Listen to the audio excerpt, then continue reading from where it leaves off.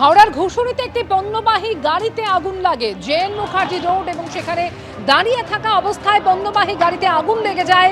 দমকলের চেষ্টায় যদিও সেই আগুন পরে নিয়ন্ত্রণে আসে, তবে মনে করা হচ্ছে শর্ট সার্কিট থেকে আগুন লেগে থাকতে পারে।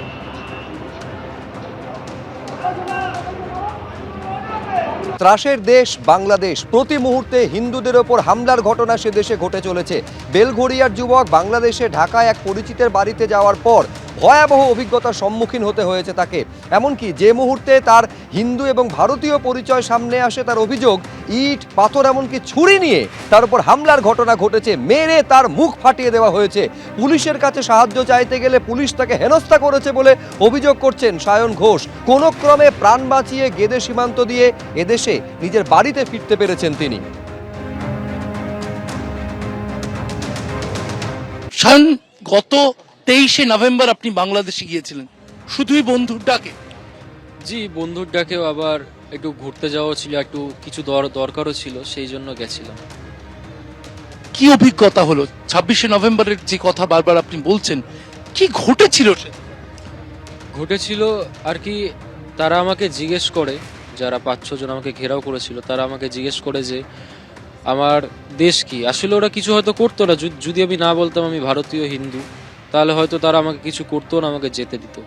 যেহেতু আমি ভুলবশত বলে ফেলেছি আমি ভারতীয়, তারপর বলে ফেলেছি আমি হিন্দু, সেই কারণে আমাকে চরমভাবে মারধর করে, আমার জীবন নেওয়ার চেষ্টা করেছিল তারা।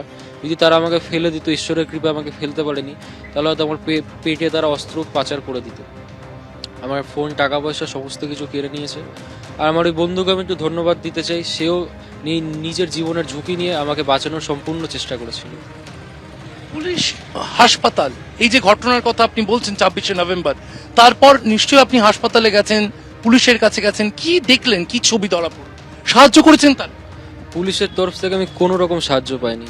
উল্টে তারা আমাকে বলছিল চলে যেতে, বা আমাকে উল্টো জেরা করছিল যে তুমি এখানে কেন এসছো, কীরকম বন্ধু তোমার, কীরকম সম্পর্ক, কোথা থেকে পরিচয়। আমাকে মোটামুটি আমার এই ইনসিডেন্ট হওয়ার পরে 1 থেকে 1.5 ঘন্টা শুধু আমাকে তারা ফোনে জেরাই করে গেছে। যতবার আমি কল করেছি তারা আমাকে জেরা করে গেছে।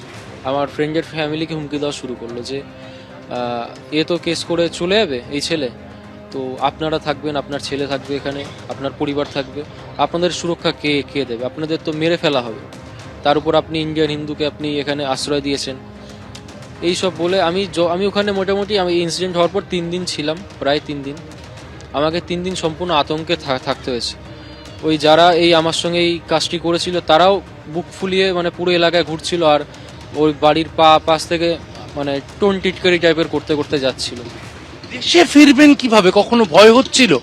অবশ্যই, আমি ভেবেছিলাম রাতের ট্রেনে আমি ফিরবো, কিন্তু রাতে আমি বাড়ি থেকে বাইরে পা রাখারও সাহস পাচ্ছিলাম না।